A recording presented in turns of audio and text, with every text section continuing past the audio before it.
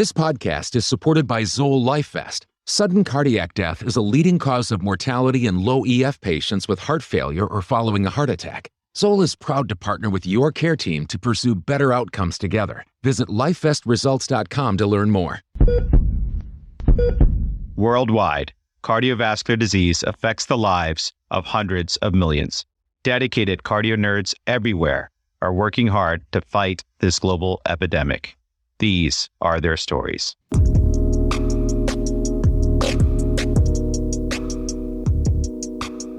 Welcome back to another wonderful edition of ACHD Cardio Nerds. Today, we are so excited to be discussing a very important topic, which is the transition of care for patients with congenital heart disease from the pediatric into the adult setting. We have an expert group of not only fellows, but 2 ACHD attendings to help guide us through this topic. Starting off with our Austin fellow, Dr. Logan Eberle, who was originally born in New Orleans, but raised in Louisville, Kentucky. He attended Duke University for his combined MedPeds residency and is now a general cardiology fellow at Emory. And he will be soon joining the BAC, or Boston Adult Children's Heart and Pulmonary Hypertension Program, to continue his training in ACHD. He notes he's passionate about cardiovascular imaging, cardiobstetrics, pulmonary hypertension, medical education, and global health. Logan, do you want to share some of your outside medicine interests with us? Sure. And thank you so much for having me. Outside of work, I like staying active as much as I can. I like to go running and cycling. I also enjoy traveling, reading, cooking, and eating the food afterwards, of course. And then I enjoy spending time with my wife and our 2 dogs. It is my pleasure today to introduce Dr. Peter Ermis, who's the program director of the Adult Congenital Heart Disease Program at Texas Children's Heart Center and assistant professor at Baylor College of Medicine in Houston, Texas. He earned his medical degree at UT San Antonio and pursued MedPeds at Baylor. He then went on to complete a combined adult cardiovascular and pediatric cardiology fellowship at Texas Children's Hospital and the Texas Heart Institute. Dr. Ermis's interests include optimizing care for adult survivors of chronic childhood diseases, including ACHD patients. He has been instrumental in the creation and opening of an outpatient and inpatient unit designed completely for ACHD patients at Texas Children's Hospital, which opened in 2020. That's amazing. Dr. Ermis, do you have any special interests outside of medicine that you want to share with us? No, thank you. Thanks for the introduction and having me here today. I think at this point, most of my interests revolve around spending some time with my wife and 3 kids. We have a 5-year-old, a 3-year-old, and a 1-year-old. So in totality, they keep us pretty busy these days. Awesome. Thanks for that. And last but certainly not least, I'm excited to introduce Dr. Scott Cohen, who's also joining us. He's an associate professor as well as the director of the Adult Congenital Heart Disease Program at the Medical College of Wisconsin. He completed residency in MedPeds as well as adult cardiology at the Warren Alpert Medical School of Brown University. He also completed a fellowship in both preventative medicine and ACHD at the VA in Rhode Island and then at the Children's Hospital, Wisconsin, respectively. Dr. Cohen, we'd love to hear about some of your interests outside of medicine as well. Good afternoon, and thanks for the invitation for today. I would echo Dr. Ermis's sentiment that when outside medicine, I have a wife and 3 children. My wife is a neonatologist, and I have a 13-year-old, an 11-year-old, and a 4-year-old. So they keep us very busy in terms of doing extracurricular sports and Boy Scouts and all that alike. So that's where I find my zen, I think. Dr. Cohen, I didn't realize we share one thing in common. My wife is a NICU fellow, and at least so far, the combination of cardiology and NICU seems to be working pretty well. And we also have 3 kids, a 3-year-old and 2 5-month-olds. And we're not there at competitive sports and Boy Scouts just yet, but I see what I have in store for me down the road. Yeah, you'll get there eventually. And coordinating call schedules, I think, is one of the challenges that my wife and I have, but we make it work. Yeah, I can certainly relate to that. And I'm sure many people can too who are listening. Well, everyone, thank you so much for joining and enriching the Cardio Nerds ACHD series with your time and insights. But before we dive into this fabulous discussion, let's answer an important question for our audience. #why ACHD? Now, Logan, you're a general cardiology fellow about to dive into a career of ACHD as you look towards incredible training in Boston. So let me ask you, why ACHD? Well, thanks for asking. I have actually been interested in adult congenital heart disease for some time, and this interest actually played a significant role in my choosing to complete a residency in combined internal medicine and pediatrics, followed by my general cardiology fellowship. And as you mentioned, in July, I'll be starting my adult congenital fellowship, and I'm just thrilled and excited for the opportunity to continue to learn from and care for this amazing patient population. Awesome, Logan. I love that you have an interest in cardio-obstetrics. That's actually what drew me to ACHD as well. I've had a long interest in sort of women's health, and I think this transition of care brings up so many issues in that cardio-obstetrics realm. So Logan, just to start us off for today, what do you have in store for us in the ACHD Transitions of Care Clinic? Sure. So today we're going to be talking about the very important and often, in my opinion, overlooked topic of transitions in ACHD care from the pediatric to the adult world. To set the stage, Dr. Ermis and Dr. Cohen, could you just comment on the current general climate with regards to transitioning patients from child-centered to adult-centered care, as well as the difficulties that commonly arise during this process, both from the provider and patient perspective? Dr. Ermis, perhaps we can start first with your perspective. Sure. Thank you. People have been working hard to address the topic of transition for the past several decades. We continue to struggle today with ensuring proper transition for our ACHD patients. I think one of the biggest reasons for this is that there's no, quote, one size fits all approach that work at every institution. In some places, such as our program at Texas Children's in Houston, the adult congenital heart disease team is still located in a children's hospital, while others, it's on the adult side. Not to mention that many patients don't even live near any ACHD center of excellence. Not to mention on top of that, there's less than probably about 500 ACHD board certified cardiologists in the United States, far too few to care for the vast number of patients with congenital heart disease living to adulthood. Thus, pediatric providers often have a hard time in accepting cardiologists who they can trust, especially if they don't have a set partnership already with an ACHD center of excellence. And I think that lack of confidence often on the part of the pediatrics provider often sets the stage inevitably for this lack of confidence from the patient and the family from the start, as they're attempting to form that new important care relationship with their new adult cardiology provider. So I think there's a lot of different small pieces that can add up to create difficulties as we try to get across this chasm that exists between the pediatric and adult world. Dr. Cohen, I think we would love to hear your thoughts as well. Yeah, I agree 100% with Dr. Ermis. I think I would add that this is a transition time for not only transitioning from pediatric to adult style care, but a lot of these patients are undergoing a lot of other transitions in their life. This is a time of when they may be moving out of their home and going to college or finding a new job, finding new relationships. So there's a lot of things going on in these young individuals' life at this time. And so they may lose focus on the importance of follow-up in an adult congenital heart disease program and lose focus on what their congenital heart disease is and what it means and why they need to follow up. So I think, as we'll talk about, the role of transition, I think is an important aspect for this, in addition to what Dr. Ermis was mentioning. Reiterate with these patients the need for continued follow-up.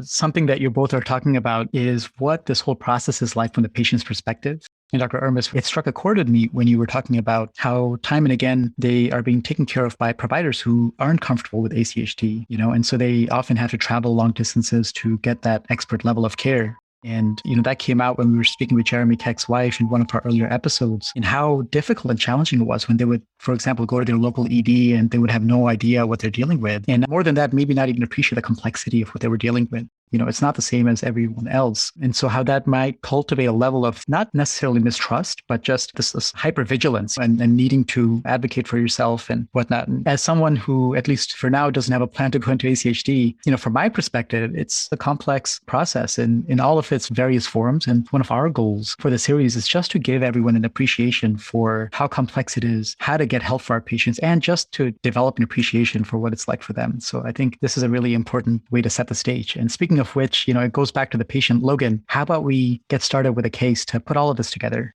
That sounds like a great idea. So we're going to have our patient. Her name is Jill Smith. Jill is an 18-year-old young woman who presents to ACHD clinic as a new patient visit. She is accompanied today by her mother. She has been referred by her pediatric cardiologist to establish care with an ACHD physician. From a review of her records, you learn that she has a history of tetralogy of Fallot and underwent surgical transannular patch repair at 6 months of age. Since then, she has clinically been doing well and has not required any other surgical intervention to this point. She does moderate aerobic exercise without limitation, and she has progressed through normal childhood development and is actually about to graduate high school and attend college. You review her echocardiogram that was done prior to today's visit, which shows severe pulmonary regurgitation, but normal biventricular size and function. Dr. Cohen, what do you think are the most important topics to address at this first ACHD visit, both generally, but also more specifically with regards to our patient?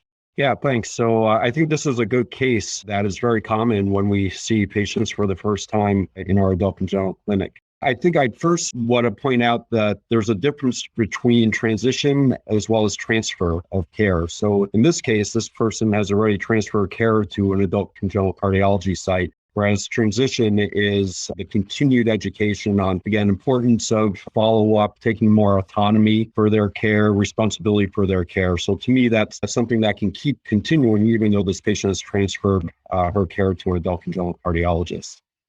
So when I first see somebody like this in my clinic, I kind of have a spiel I give to all my patients. And when I see them for the first time, I think our fellows get kind of tired of hearing this all the time. But I usually start off introducing our program, talking about our adult congenital program, our relationship to the children's hospital, as well as the adult hospital that we're on the same campus with. We talk about where we see our patients in terms of outpatient, as well as sometimes inpatient care, whether they can be admitted to the adult or the pediatric hospital. We talk about where they may have procedures if they need to have them in the future, whether it be surgical, cath-based, or EP-based. So we kind of give a brief description about our program. And then the next thing I like to ask is I usually will say, well, if you happen to go into the emergency room and the doctor there notices a scar on your chest, what can you tell them about why you have the scar on your chest? And you may or may not be surprised about how many people really cannot tell us a good answer about why they had surgery or what their congenital heart disease is. So we do a lot of teaching the first time we meet people, a lot of diagrams, drawings about what their congenital heart disease is, what kind of things we're going to look for in the future in terms of what we're really going to be following, whether it be valve function, rhythm issues. And then what kind of testing that they should expect on an ongoing basis, whether it be every year, every other year or so, MRIs, echoes, stress tests, so that they and their family, and usually they're accompanied by their mom or their dad or significant other, what they can expect moving into the future so they're not caught off guard. The other thing I would mention, especially with female patients, is we talk a little bit about contraception and the safety of a potential pregnancy in the future and what kind of things that we would want to do in terms of pre-conceptual counseling and testing. And Dr. Ermis, do you have any additional thoughts? Yeah, I mean, I think Dr. Cohen hit most of the topics. In general, when I think about it, I think of the first thing is just to sort of get caught up, make sure the patient's caught up on their history, on kind of what they've been through, make sure I understand it. Because sometimes, just reading through the charts, it's either you're going to miss something unless you talk about it. And second is to kind of lay out the future a little bit, just like Dr. Cohen said, what to expect from our program, what to expect as far as visits and testing and possibility of interventions or surgeries in the future. But I do think, from my perspective, the whole overarching theme of that first visit is to start that relationship and build trust with the patient and with their family. And so one of the things that I try to do is not to rock the boat too much. So not to change sort of plans or therapies that their pediatric provider has had them on, unless I have a really good reason for it. If at all possible, I try to wait till a subsequent visit, just because what I found is trying to change too much. They have a big relationship of trust they built with their pediatric provider. And I don't want to harm that because it sometimes harms the relationship I may have with them going forward. Yeah, thank you so much for your thoughts, Dr. Cohen, Dr. Ermis. I love that you highlight this overarching theme of trust and, keeping that relationship with their pediatric provider if they're indeed transferring care. I think that is really important, has come up as a theme in a lot of our other ACHD talk. I wanted to talk a little bit about something you both alluded to, sort of this idea of different models for transitioning ACHD patients. I think you guys mentioned at some facilities, ACHD patients are primarily cared for in an adult hospital and adult sort of clinics at some institutions, whereas some places there'll be, a transfer of care to an adult ACHD doctor, but, predominantly at a pediatric hospital. Some centers will have a formal transition age, while at others, the sort of transfer or transition age is really variable from patient to patient. Similarly, some ACHD programs have formal transition or transfer programs, while others, it's sort of more of an informal process. So just curious, you guys are both coming from two excellent institutions from different parts of the country. Do you think there's a particular model that works best, or are there sort of simply advantages and disadvantages to different models? And I'd love to hear sort of how it is at your program. Dr. Ermis, we can start with you. Great. I mean, I think that's kind of the crux of the transition question is how to approach it. As I mentioned earlier, I don't think there's a one size fits all approach. I think each program has to sort of look at what their resources are and how their organization is to figure out what works best for them. Although I do think there's some guiding principles that are imperative and important to all programs. And as Dr. Cohen mentioned, the importance between the notion of what transition is versus what transfer is. Transition is a pediatric entity. It's something that should start very, very early on. If you look at the transition literature, there's this idea of, quote, envisioning a future. I mean, it really is that even early on, even young children, when you start those discussions with them, you talk to them about their CHD and talk to their families, it's really discussing that they will grow up, that they do need lifelong care. And also those ideas that goals are really in place to enable them to live, a normal life, or as much of a normal life as possible. And so I do think having some kind of formalized transition program is important because it normalizes transition, which sometimes is an important concept. So people don't feel like they're, being pushed out of this safety zone of pediatric cardiology that they've become so accustomed to. And really, there's different ages that people start with, but I think sometimes between the age of 12 to 14 is generally a good target to start, transition as you're trying to give knowledge to a patient of their disease, knowledge to help them assume more responsibilities as associated with their healthcare. At Texas Children's, we offer a formal program. We have a dedicated transition nurse, a dedicated transition social worker, and start generally at age 14, the process, as I describe, of knowledge and knowledge of assuming some of the responsibilities of their healthcare. And then about at age 18 or 19, we transfer those patients from the pediatric provider to our ACHD team, albeit still within the same institution, really just moving them upstairs to our dedicated ACHD clinic. And there's obviously advantages of that model. It's easier to keep track of patients. Hopefully, they're less likely to get lost to follow-up, although it's still not a guaranteed from that perspective. And they're already comfortable with the care at our institution. And so they don't have to learn the ropes, so to speak, of a new facility. But there's disadvantages too. We're function within a pediatric children's hospital. So those non-cardiology providers, we have to form relationships with our adult providers, with some of our partner institutions. And sometimes that's difficult, although we're gradually trying to work on finding those solutions as we move forward. Great. Thank you. That was super comprehensive and really well put. Dr. Cohen, what are your thoughts? I agree with Dr. Ermis. I think there's a large heterogeneity of different programs out there, and each program will have to find their own way of navigating this transition and eventual transfer process that is best suited for their patients. I can say from our institution here, we also have a formal transition program. It's also nurse-led. We have nurses that will start seeing pediatric cardiology patients when they are being seen by the pediatric cardiologist at the age of 16. So we generate a list of those patients each week, and our nurse will assign either a nurse or a social worker to go visit that patient, usually after that cardiology visit. And then they'll go and do transition education revolving around a lot of the topics that we've discussed. We also, for some congenital lesions, we offer virtual reality. So the patients are able to put on a virtual reality headset and kind of go within their heart and look at their ASD or look at their pulmonary stenosis and kind of see what the physiology is of that. And then also they can take a scalpel in their hand and kind of try to fix their congenital heart lesion. So that's something that we have just started incorporating over the last maybe 12 months or so. COVID kind of put a little hinder on that, but we're starting to do that again, and patients and family has really had a good response to that. We also encourage our pediatric cardiologists, like Dr. Ermis was saying, to really start the transition educational process at around 14 or so at a younger age. And then the actual time of transfer is really dependent. We don't have an age, so to speak, but it's dependent on when the patient, the family, and the pediatric provider generally feel that it's the right time for the patient to move over and transfer their care to the adult congenital program. Wow, Dr. Cohen, I wish I'd hit you up for your virtual reality module before our single ventricle anatomies and Fontan circuits. It was quite the mind twister. But I mean, just imagine the educational implications of that kind of software. Do you guys use that for education as well?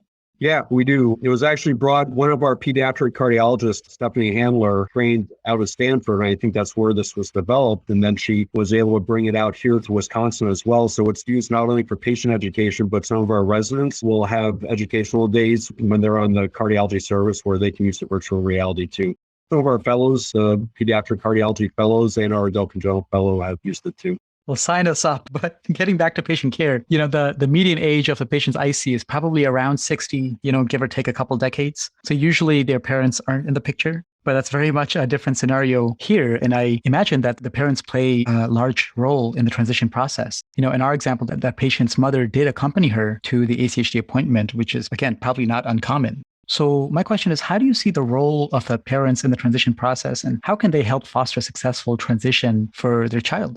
And how do you help them empower their child to become more independent in managing his or her own health? There is a transition in care. There's also a transition happening at home. So Dr. Cohen, what are your thoughts about this? Yeah, I think parents play a huge role in the process of transition and eventual transfer of care to an adult congenital program. I think it's important to remember, as you're alluding to, this is a transition for them as well. Dr. Ermis mentioned before that they've developed this really long-lasting relationship with their pediatric cardiologist and have most of the time developed a really strong trust in that pediatric cardiologist. And so sometimes coming in and seeing a new adult congenital provider can be very anxiety-provoking for them. So I think one of the things that I try to do is make sure I read about the patient's pediatric operative course. I know what their history is, because I think parents that come in and you don't know exactly what's going on in their child's care, they can become a little defensive and suspicious of you, and you may have a tougher time gaining their trust. I also think it's important to involve them in transition and try to set goals and expectations in terms of what transition means for the parents as well, in terms of allowing their child to make a schedule in terms of taking their medication, or allowing their child to set up appointments for coming back for follow-up in terms of their own schedule.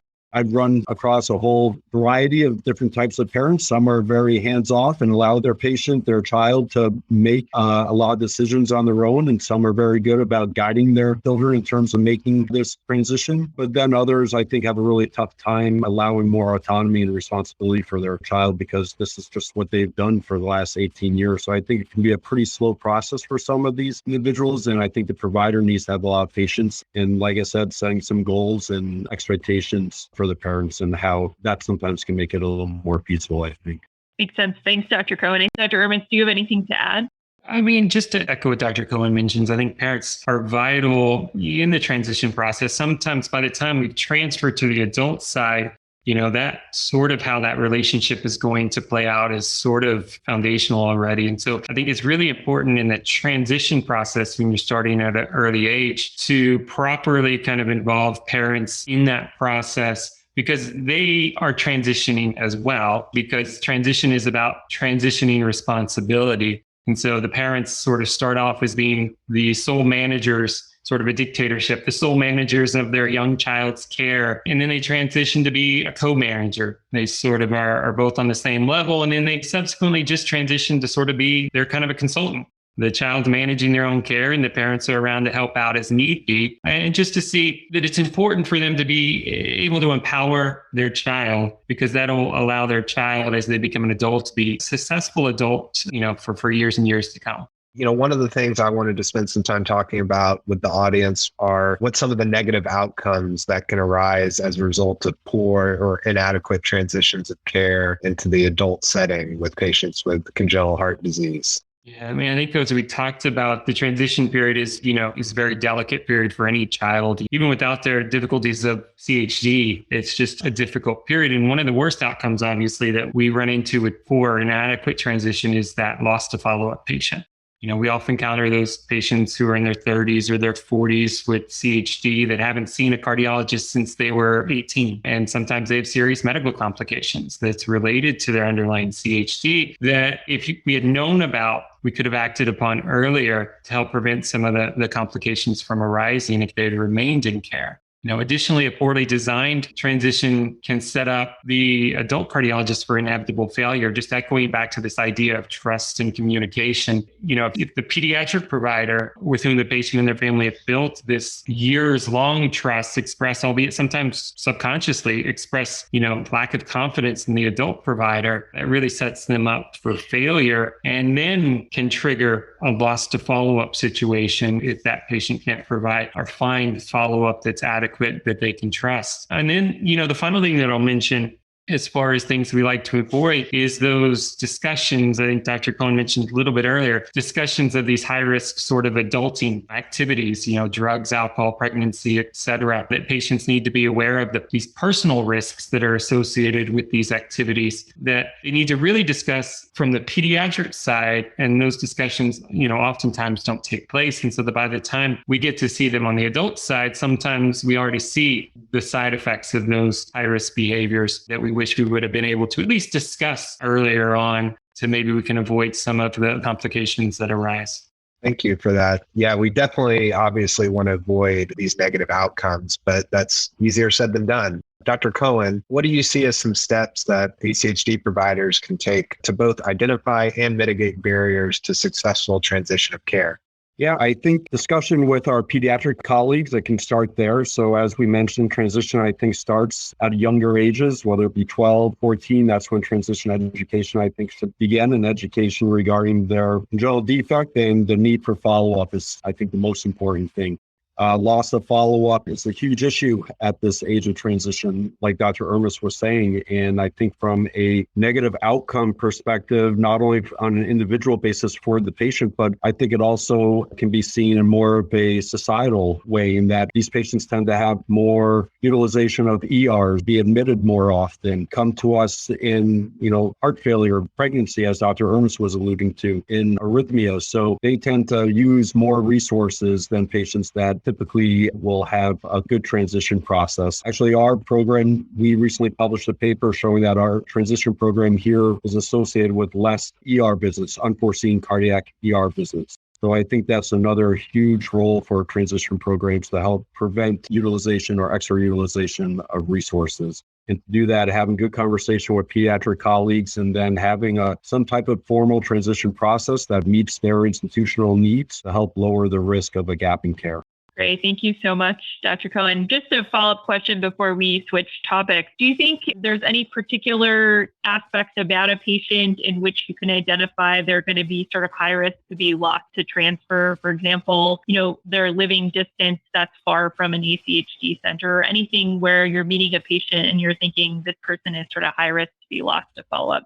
Yeah, I think geographical distance, if you look back at some of their pediatric records, whether or not they have a history of missed appointments and such, where they are in life, if they're moving to college, they have other getting a new job, getting new relationships, those could all be risk factors for loss of follow-up. And it's been shown that loss of follow-up can occur in really any complexity. So we think that, maybe a simple bicuspid aortic valve with no symptoms, maybe those are going to be the ones lost to follow-up. But if you look at it, 25 to 30% of Fontan patients typically have gaps in care as well.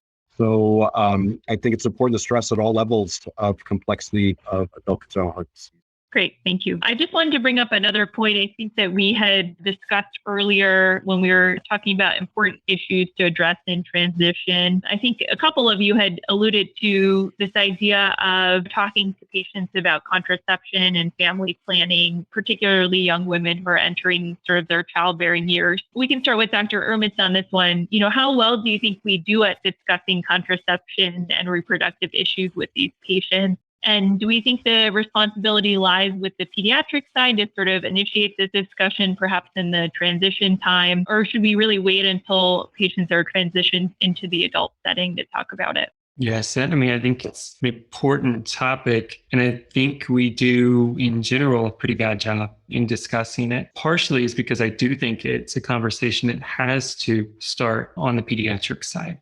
it has to start in the teenage years, because we know the longer that we wait to have that discussion, the more risk we are in encountering unplanned pregnancies or other events prior to being able to have that discussion. And so I think it has to be, one, a part of a transition program within the pediatric side, and it has to be a routine part of a discussion. I think that's where we often get into trouble, is when we don't recognize it as a routine part of a discussion. We have an uncomfortableness of bringing it up, and our families and our patients have an uncomfortableness in talking about it. They feel that perhaps it's a, kind of out of sight, out of mind kind of approach. If we don't talk about it, we don't have to worry about it because it's not going to happen. And we know from literature, we know from experiences, that's just not the case, is we have to talk about it. And we talk about it and normalize the discussion about it. So at the first discussion, maybe it's uncomfortable, but by the time we get to the second and third discussion, it becomes something that's routine and that we can discuss. And we know that talking about it can prevent negative outcomes as related to that. So what we do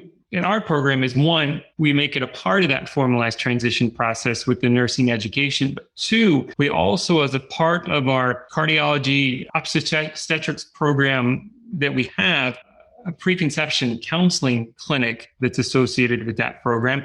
We actually encourage almost in our entirety, all of our female patients who have congenital heart disease to avail themselves of the opportunity to have a clinic visit or multiple clinic visits within that program, where they can meet with a cardiologist, a high-risk OB or an MFM specialist, as well as, a genetics counselor to help that discussion. So if our pediatric colleagues are not comfortable talking about it, we say, at any age, you can refer them to this clinic and allow us to talk about it for you, to make sure we ensure that discussion is being had in an early enough way to make a clear benefit as these patients are growing up.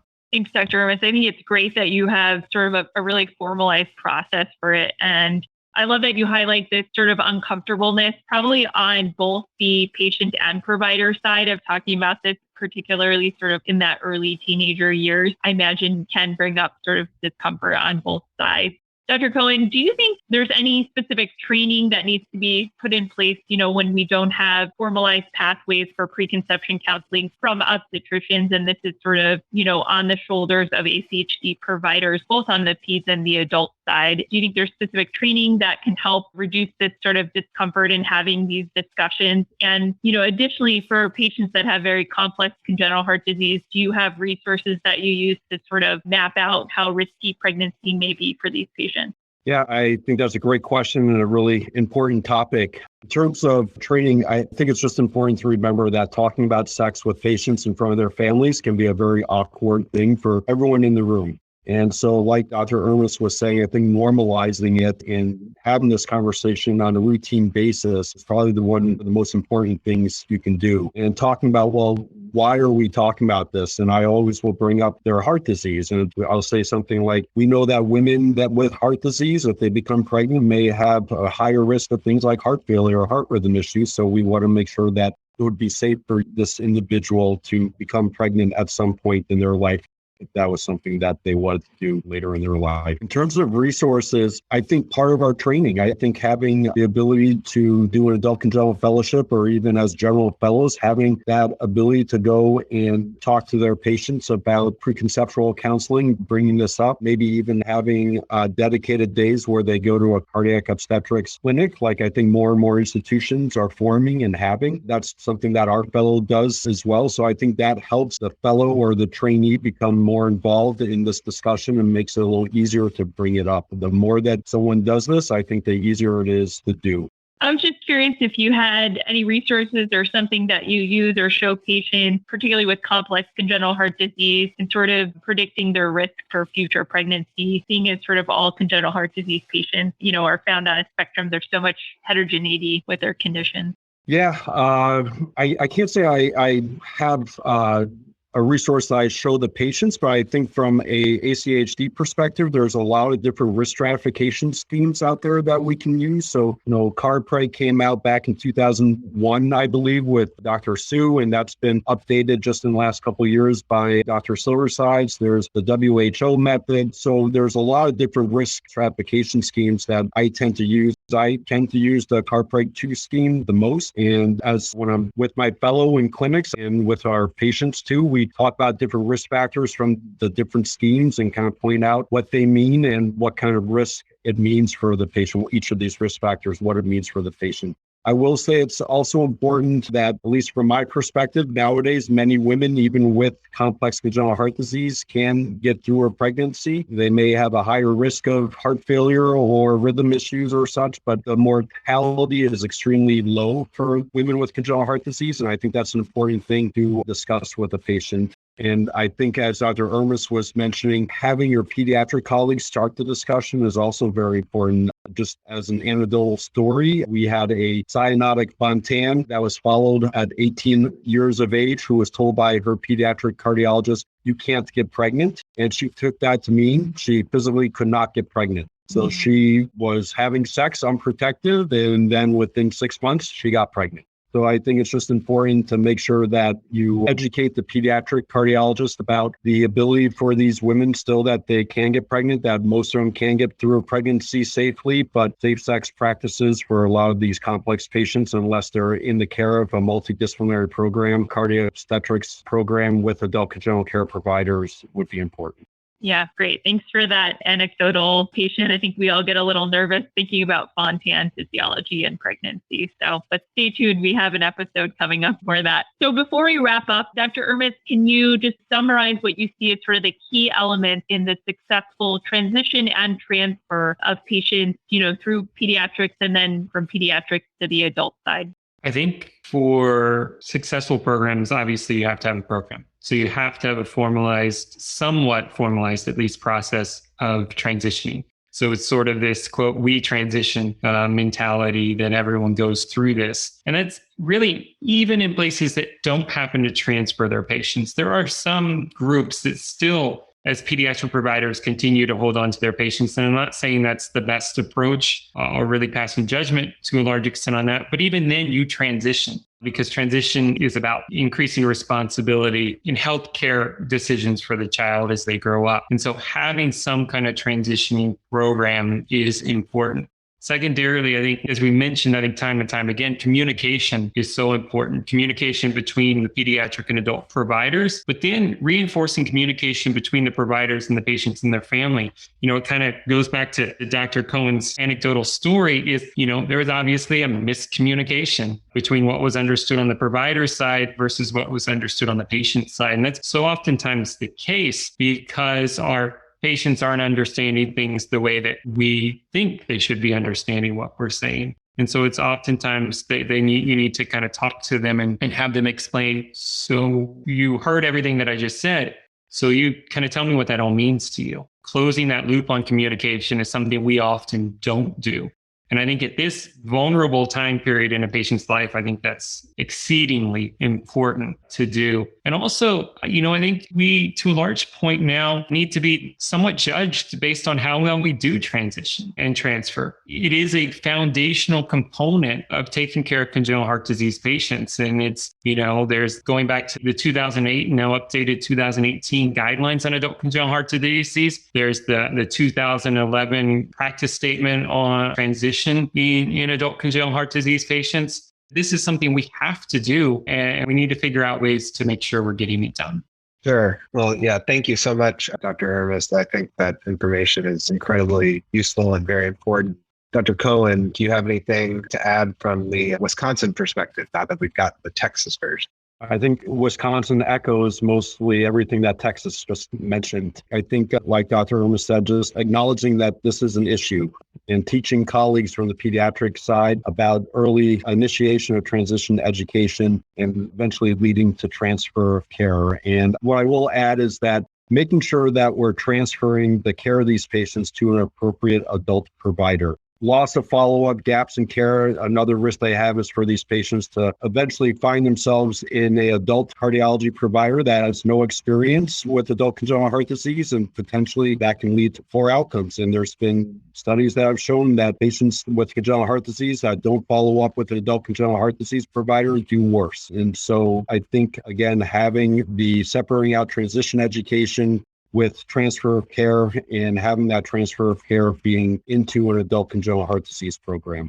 Such an incredible discussion. There's so much nuance involved with the transition process. Clearly, we can't let it happen by accident alone or organically. We have to be deliberate and thoughtful. And you both provided so many pearls in the roadmap and how we do this in a way that is sensitive to the needs of the patient, the parent, and also conscientious of their medical needs as well. So let's finish off with the CardioNerds Classic. Dr. Cohen, Dr. Ermis, what makes your heart splutter about taking care of ACHD patients? Dr. Cohen.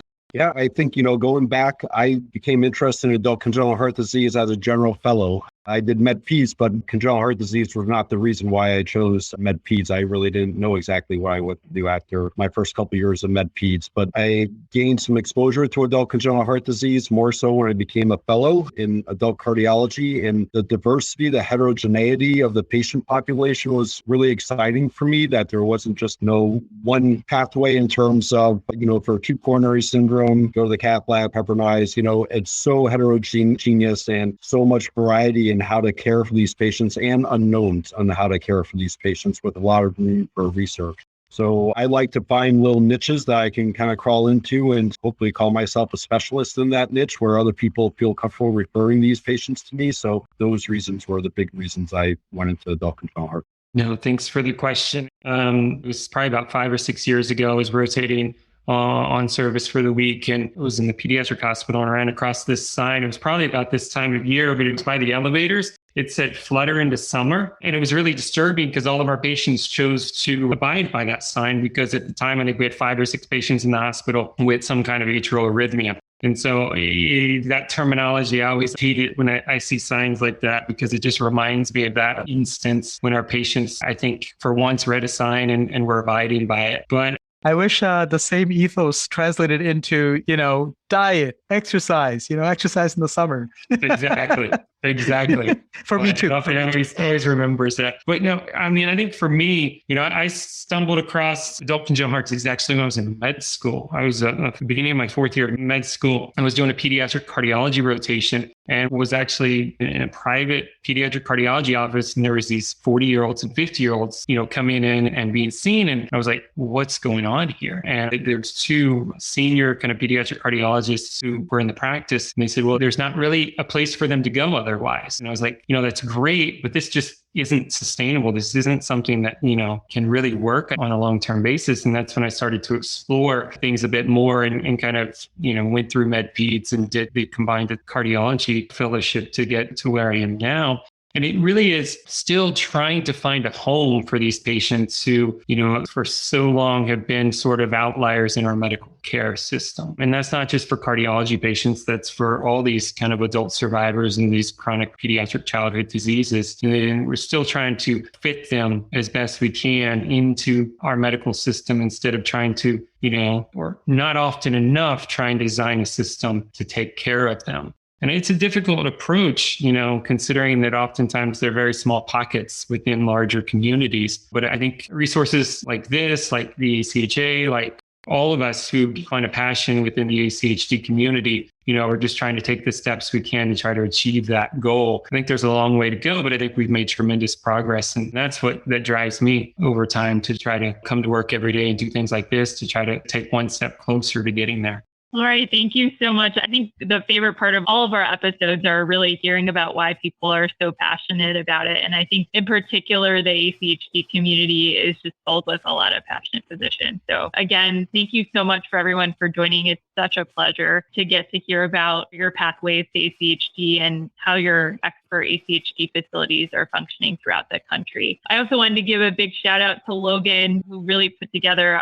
a really thoughtful episode for us today. Thank you so much, Logan. Well, thank you. I just want to thank again everyone for being a part of this and for giving me the opportunity as well. My 2 cents on transition are really, I couldn't agree more with everything that Dr. Ermis and Dr. Cohen had said. I think really making this something that is stressed both on the pediatric and then as they transfer to the adult side, actually talking about these issues involving transition of care and really making it formal and deliberate, as both Dr. Cohen and Dr. Ermis have said, I think is very important. That's how we're going to get the best outcomes for these amazing patients. Awesome. Thank you. Thanks to everyone for joining. Thank you, guys. This is great. Thanks for, all the work y'all do. This is a great project and resource. Yeah, very much. Thank you.